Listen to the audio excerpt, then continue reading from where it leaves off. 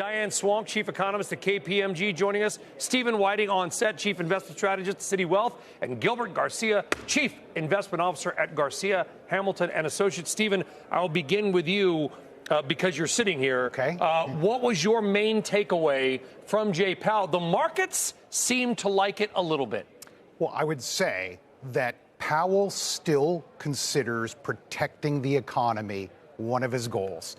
This wasn't, as Steve Leisman just said, Powell with a zero funds rate, 9% inflation rate ahead. This is a Fed funds rate of 4.5%. There are some exogenous issues that could happen. Tariffs are not going to make American wallets any bigger, right? Will they make them smaller? Pressure. Well, yeah, I think if it costs more to get the same products at some level, again, 2018 was small potatoes. This is a lot bigger potentially, and who knows what exactly it will be. But it is not monetary inflation. It's not, again, the Fed being way off sides and still arguing that at this point, if we end up with a little bit of price pressure, we can still protect the economy with rate cuts if needed. It's an interesting point, Diane, and I'm not minimizing the market decline so far this week, but I will say this to Steve's point, to Stephen's point, and to Jay Powell's point, because Powell made a comment about the pandemic, basically saying the universe had other plans, meaning the beginning of 2020. He almost sounded like, there's uncertainty, but uncertainty that is manageable. And that's not Brian Sullivan editorializing. The markets have come back, so I'm just following the data. What was your takeaway, Diane?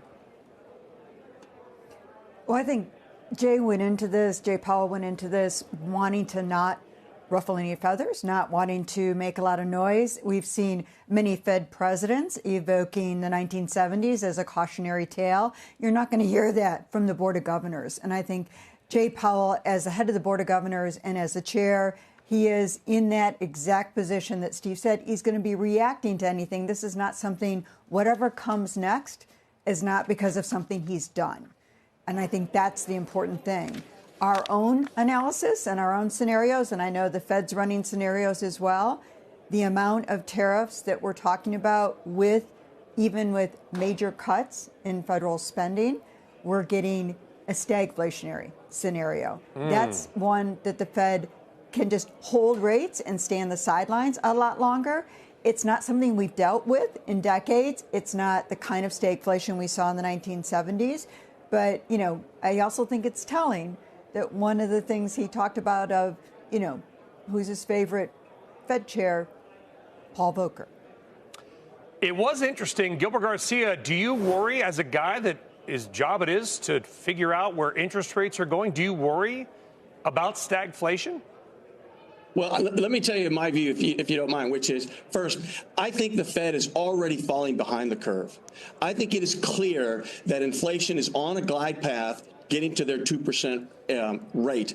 And my own view is a lot of the data that we're seeing is somewhat old news, because I believe that what's happening in Washington, and this is not a political statement, but the uncertainty, all the noise, all the flip-flopping is going to lead to consumer sentiment really plummeting. It's going to lead to a lot of CapEx expenditures being delayed. And I think what we're missing, and what I don't think is really being discussed, is we're already somewhere around the mid 2% or so on core inflation. Going from 2.5 to 2.6 or 7, we can handle that. But what we cannot handle is wrecking the economy, meaning keeping rates so high that all of a sudden, by the time you can see the whites in your eyes, as some people had said, you'll see unemployment tick up to 5% or maybe even more, because that would be devastating for the American people.